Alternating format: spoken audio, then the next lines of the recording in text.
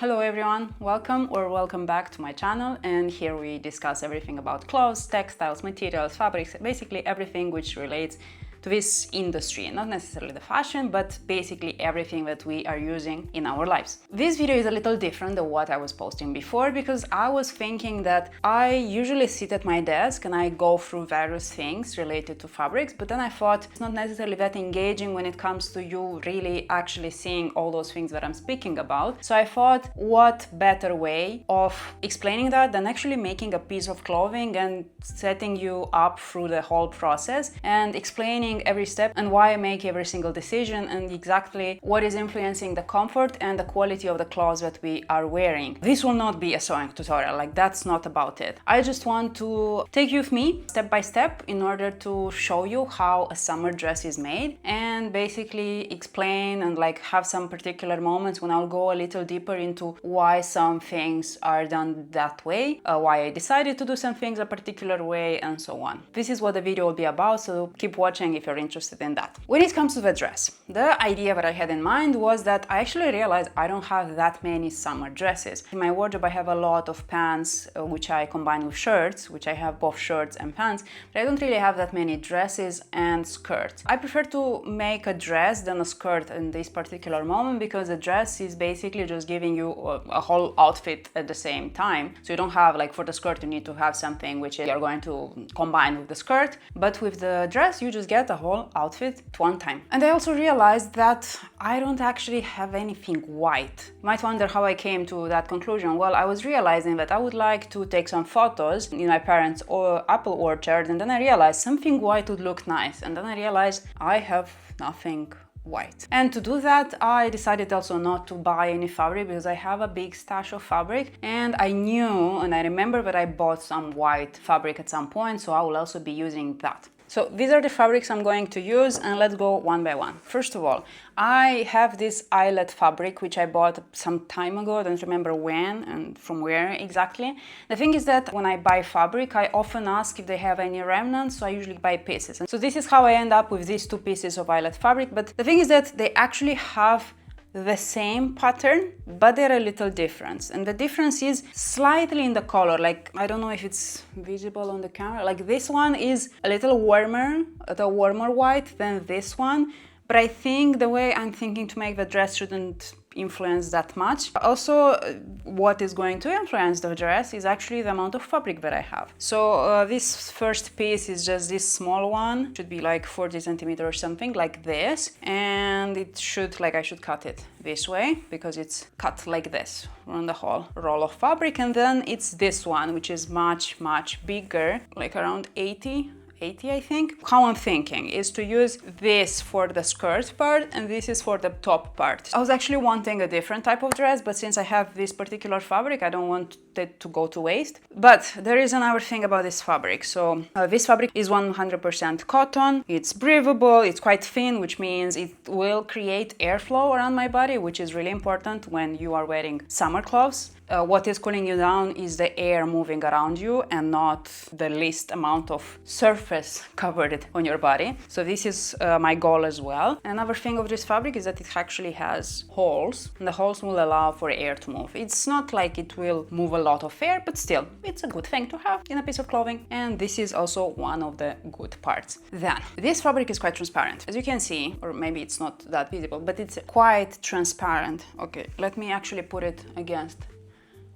I think with this lighting you can't really see, but it's quite transparent, and I don't really wear transparent clothes, and the idea was to have sort of a more modest type of clothing, which is basically what I wear. So I will have to have lining. So lining, it's the internal part of the piece of garment. In my case it will be to ensure that the dress will not be transparent, but because this is a summer dress and this fabric is 100% cotton, I would want my lining to be the same or in another natural fiber, because it really doesn't make sense when you have a cotton dress or like a linen dress or any natural fiber dress and the lining is polyester, because basically you're buying the polyester inside the dress. You don't really buy the outer shell. What is touching your body is what is actually really important. I actually saw a lot of stores doing this and it's really annoying because they make the dress and they call it linen dress, and then when you check it has a lining and it's polyester, so it doesn't really matter that much that the dress is made from linen. It matters that the first layer, which is coming in contact with your skin,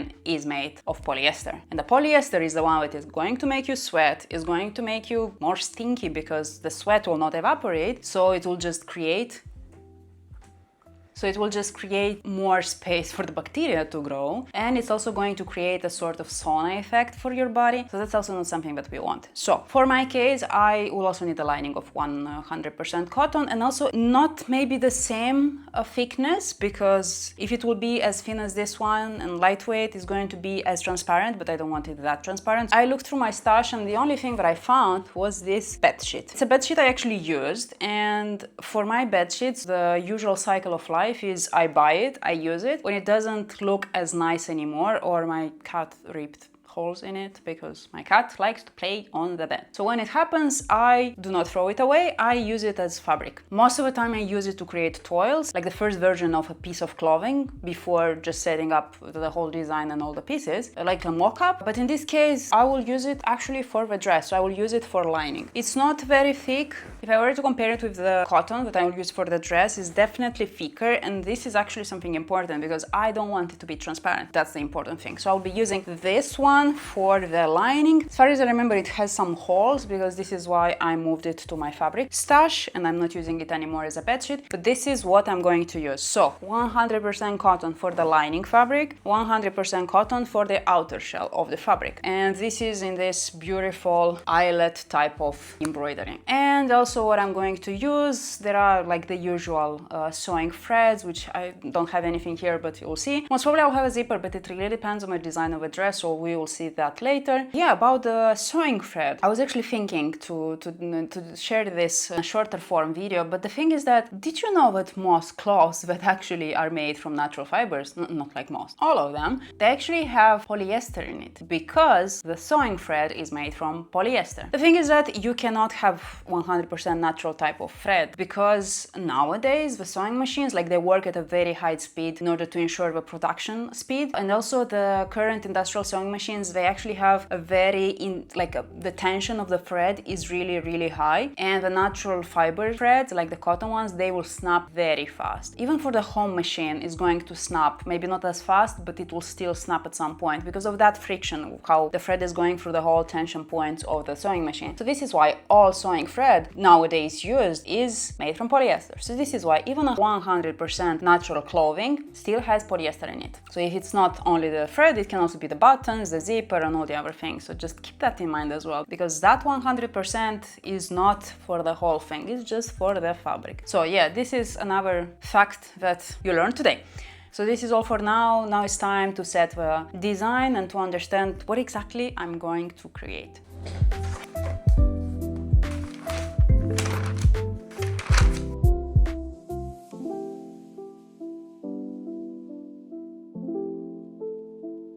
Alright, so I finished the sketch, but the thing is that I realized that, well, usually when I start making a thing, I create a Pinterest board and I go through it and I try to get inspiration or some specific techniques that I'm going to use to create a shape. But the thing is that I realized that while everything looks interesting, most probably I'm not going to wear it. So I just wanted something simple where the fabric would be the one speaking a little more for the dress. So I ended up with something very simple, and actually something that I have created in the past and something that I kept wearing for a long time, but not with that type of neckline. So what I created is a simple dress, as I said, quite simple. It's cut in the waistline. It has this bateau neckline or boat, depending on how you prefer to call it. It has darts in the front and in the back to shape at the waist for the bodice to look very neat. And in the back it will have a zipper, and for the skirt, basically I will make it as gathered as much as the fabric allows me actually. This is the plan for it. It will have, of course, pockets, because what dress without pockets? I mean, we don't make pocketless dresses here. We We make wearable clothes, and pockets is part of being something wearable. The only thing that I regret a little is that the fabric doesn't have a beautiful hem. It's just a roll of fabric. It doesn't have an embroidered hem,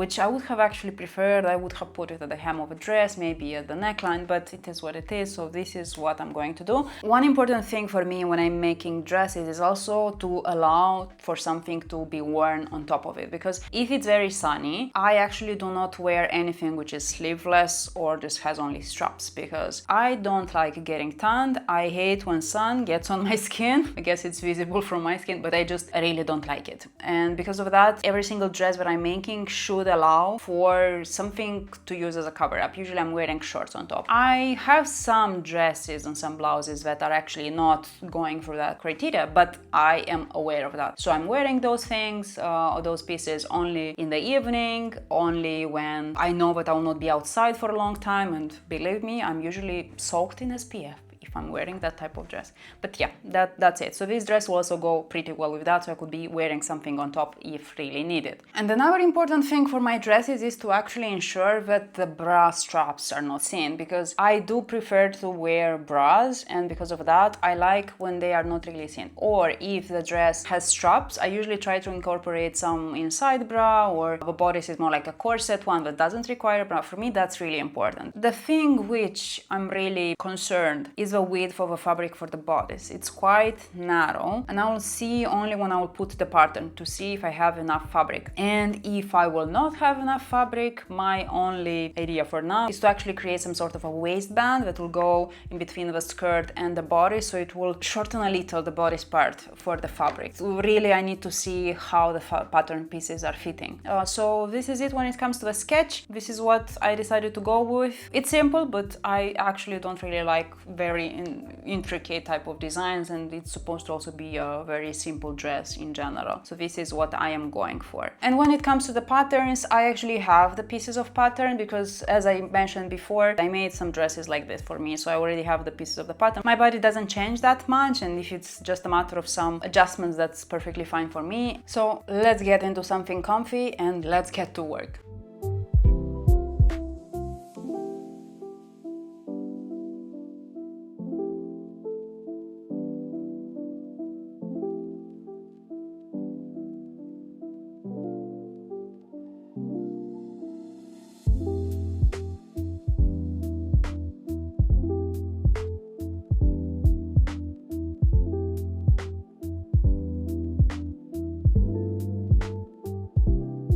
So I am at the cutting board slash ironing board slash everything board for me. The thing is that I checked and my pattern fits almost exactly, or just like here where is the dart, it just goes slightly off. I think I will manage. That's the thing. So I want to create the pattern in such a way that in the middle of the front I will have flowers. I will not have something else, like it will be sort of symmetrical. Not sort of, actually. Yeah, it will be symmetrical. So that's my goal. Because pattern alignment is also quite important in quality clothes, because if the pattern is being placed sloppy, sometimes it may not be aligned as you might think, but if there is a design concept or something behind, like that's okay. But if it just looks cut very randomly, like that's not how it's supposed to be done. And this is why, like for me, this is very important. And especially when I will be making, I will have to ensure that the pattern just is straight horizontally, so it would meet on the sides in the proper place. Like it's not as simple working with a pattern clothing, but the result is usually much better and much more qualitative if people creating the clothes are following these rules of the alignment of the fabric. So this is what I'm going to do. So I'm trying now,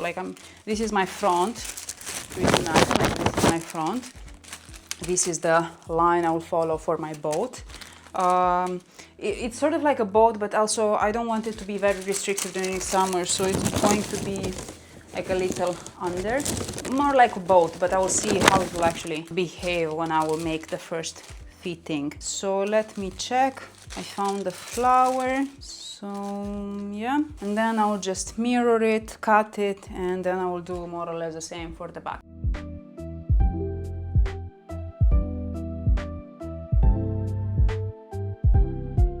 This piece of clothing is a little trickier because the flowers are aligned, but also not very aligned. So I'm just trying to play a little with the flexibility of the fabric to actually fold it what I wanted, so it will look as good as I wanted to look. So this is why I folded it, but I had to play a little in order to get it. Like I can see that some flowers are not necessarily aligned on the other side, so I'm trying to stretch a little the fabric to align them. This is something normal for lightweight pieces of fabric because it just moves a little. That's it. Sometimes this is what the piece of clothing requires. A little more adjustment, a little more playfulness, but it is how it is.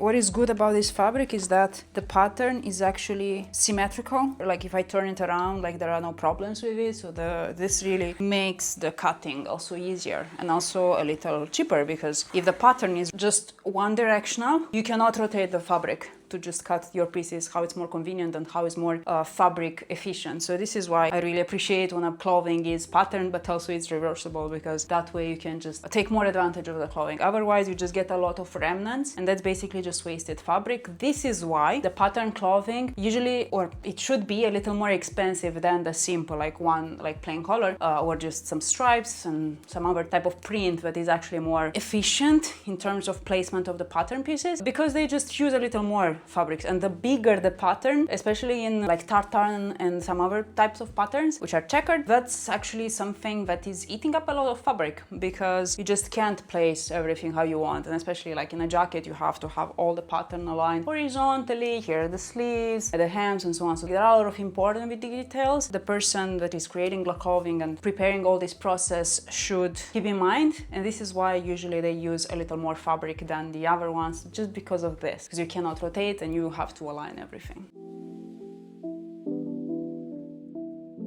Here I ran into a problem. The fabric isn't cut straight and it goes like this. And if I cut it here I don't have enough. I'm running out. Just really annoying. Let me see if it looks better here. Let me try from this side. It looks more horizontal here. It's actually narrower. Well, what we are going to do, I'm just going to shorten a little the back here at the waist. Just a little, like a couple millimeters, but still, I would have preferred for everything to be properly aligned. But yeah, this is what happens when you're using fabrics from your stash. Sometimes you may not have enough and you have to go for making some workarounds, but it's still better than buying new fabric, because otherwise I would just end up with a lot of fabric that I would never use.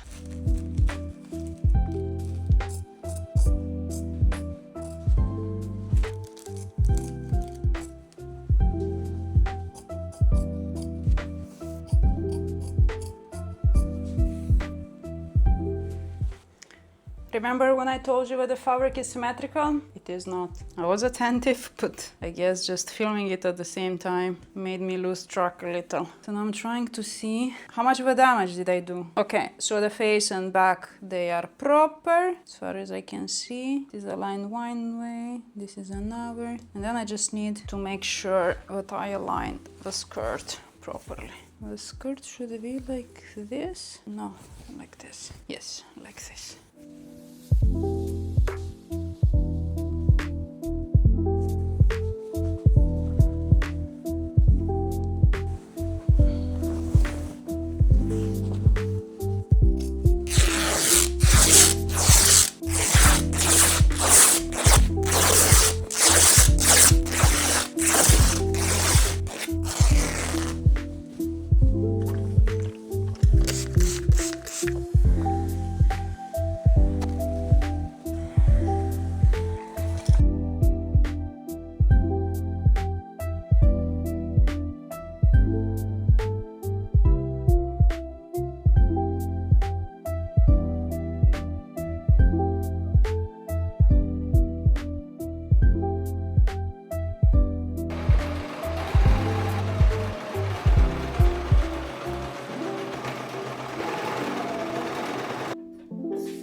this is the first fitting. The thing is that in the process, I realized I don't want the neckline to be as high as I was making it in the sketch, because I know that during summer I'm usually getting suffocated by clothes that are really close to the neck. So this is why I decided not to do it. It's a little lower. As for the other things, everything seems like okay. Like as I said, my body didn't change much. Well, here I pinned it myself. So here I have a gape. Here is gaping because I don't really reach that way. It's good in the waistline, it's good the shoulder. I checked. I have a little gaping here as well, but I know how to fix it and I know why it appeared, so that's perfectly fine. And overall, I'm quite satisfied with how it looks. I was mentioning that I want just something simple, and I think this is what is going to be. I want now to try to put like the skirt, which is not sewn at all, but yeah, I wanted to see how it looks, so let's check. So this is the front part. It's quite narrow because the fabric was quite narrow, but it's only the front part because here I will have the pockets, so I need side seams, and this is why I cut it. So here, like it will be from here to here, and here we'll have some gathering. It won't be very gathered, but I think, oh, you don't see.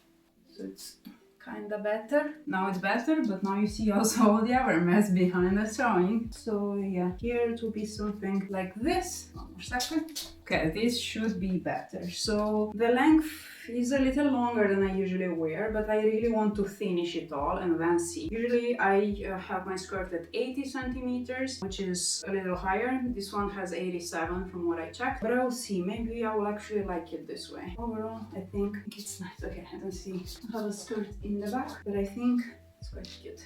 Hello, this is the next day and the dress is almost ready. So what I did, I will actually insert a video of me like wearing it here, because just realized it's really difficult logistically wise to fit me full frame in the camera in a horizontal format. So you get only this. So I have the side seams, I have the pockets, I have basically everything. What is left is the zipper at the back. I usually do the final fitting before putting in the zipper, because if you put in the zipper and then you realize that something doesn't sit right, then it's a lot of work to be redone, and I don't like it and I do not recommend. So this is why I'm doing the fitting without the zipper. Everything is just pinned. What is also left? The hem. As I was mentioning before, I wasn't really sure about this length, so this is why I just let it just raw. But thing is that I actually like it. I don't really wear this type of length, but I think especially with heels, I really like how it looks with heels. It's not a midi. The midi should be in the middle of the calf, but now it's just a little lower, but I do like it, which is a little strange for me, but I do like it. So I will leave the hem as long as possible. I still have to make the hem.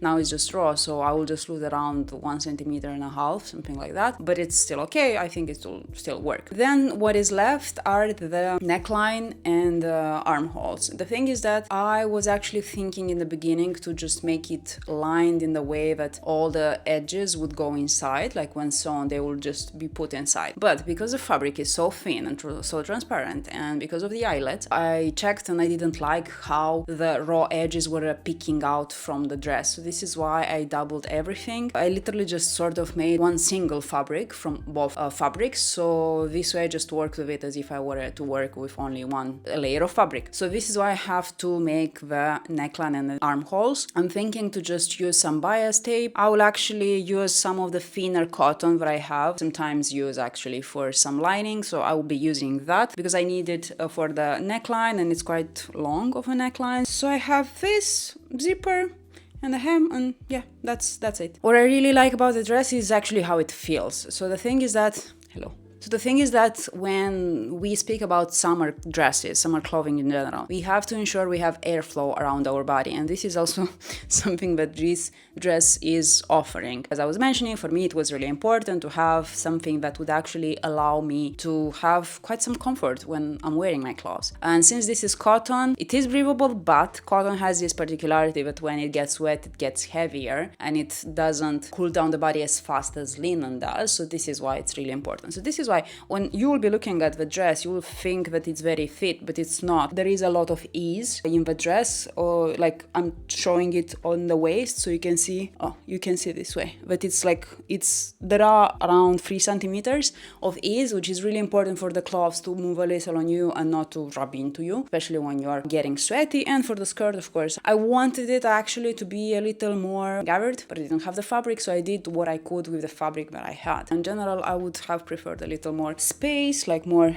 ease for the skirt, but it is what it is. So there is one thing, because the skirt circumference is not that big as I would need it to comfortably walk and especially go on stairs or kneel or do anything that I like, squat, something that I would require to do in a real life, because we are making livable clothes and wearable ones. I will actually make a little slit in the back of the skirt because I will need to be able to move, and I really don't want a restrictive skirt that is going to make me walk like Marilyn Monroe. But still, when I will be standing, the skirt will still look very nice design-wise, but when I will be walking, it will be also very comfortable. I also wanted to show you the pockets. So the thing with the pockets for white cloths, so either you're buying or you're making your own clothes, it really matters how you make the pockets for the white clothes, because the white fabric has this particularity that it actually shows when there is something underneath. In case the pockets are actually white, like the pocket pieces are white, you will be seeing a contour of that pocket when you'll be looking at the person. This is usually something that you will see mostly in pants, because as you know, the industry doesn't really put pockets in women's dresses, so you don't really see that. But in white pants, you will actually see it quite a lot when the pockets are peeking out from the pants. So this is why there is a trick which is used for this not to happen. So for the layer of the pocket that is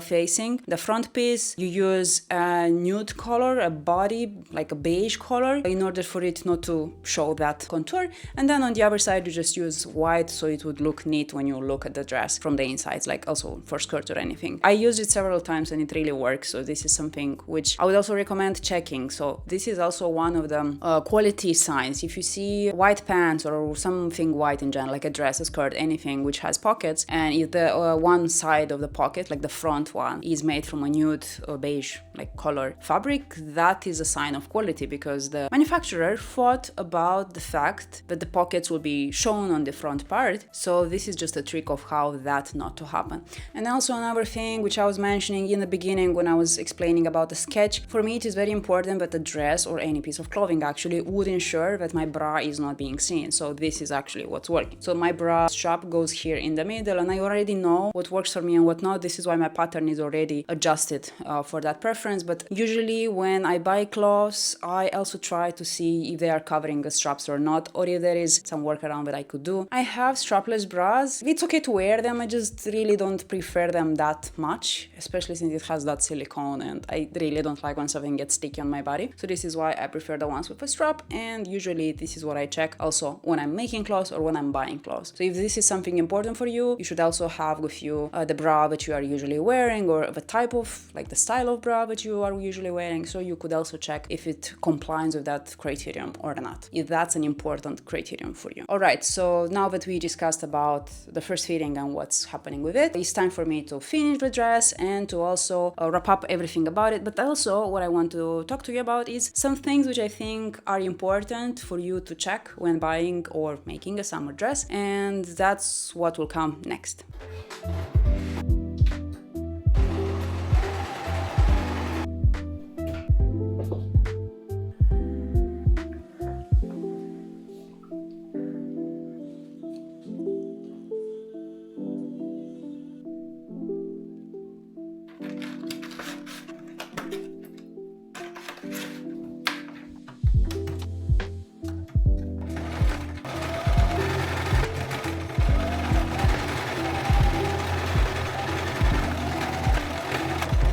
Alright, so the dress is finished. I will insert some footage around here with how it looks, and I'm quite happy with how it turned. And actually, I'm really excited to wear my first white dress, which is not something I don't even remember if I have ever had anything like that. Anyway, it's a first, but it's a good first. So now that I've finished it, I actually want to go through some of the things that I was planning for it to have and how it actually turned. So regarding the eyelet and the lining combo, in the beginning I was actually thinking that I'm going to just do the sewing in a way that all the raw edges will be in between the layer of the lining and the eyelet fabric. But I realized in the process that it isn't really a good solution because the eyelet fabric was quite thin and transparent, and I didn't really like how the raw edges were appearing in between the fabrics. So this is why I literally just doubled the eyelet fabric with the lining. Then I used it as one single layer and made the dress that way, and later on I closed all the edges with bias tape or with an overlocking stitch for the side seams and the pockets and so on. Another thing which changed was the slit in the back. When I was planning on the dress, I was actually really hoping that there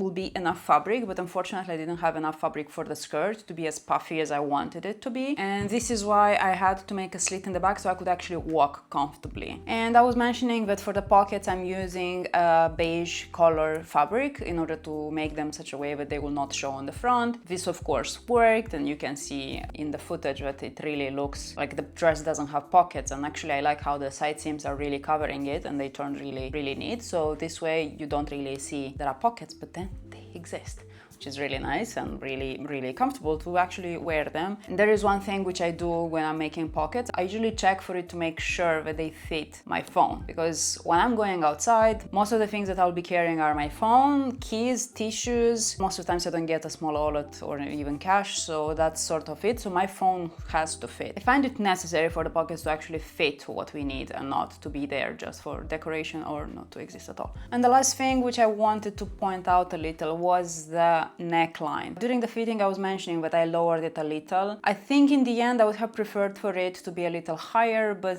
it is what it is now. I still like it, though I think if I were to remake this dress, maybe in a different fabric with a puffier skirt, with a higher neckline, with longer shoulder seams, I think that would also look pretty neat. But the thing is that right now it really works this way as well, and I also don't really feel it restricted to my neck, which is really important, which I was going for. So overall, these were the small changes that I had to adjust to, and yeah, I'm pretty happy with how it turned, and I just feel very comfortable in it. Actually, in the footage that you are seeing, it is already washed, because I will always say that you have to always wash your clothes before your first wear, being it buying it or sewing it. When you buy, there are a lot of things that could go into that piece of clothing besides production, like dust, oils and whatever. It can also be body fluids of people that were checking those clothes before you. That's like the best that could happen, I think. Yeah, I think so. I will leave it to your imagination of what else could happen to the clothes. But just one thing, I heard that there are people and saw videos of people that are using our clothes as a small carpet in the fitting room in order for them to try on shorts and skirts. So that could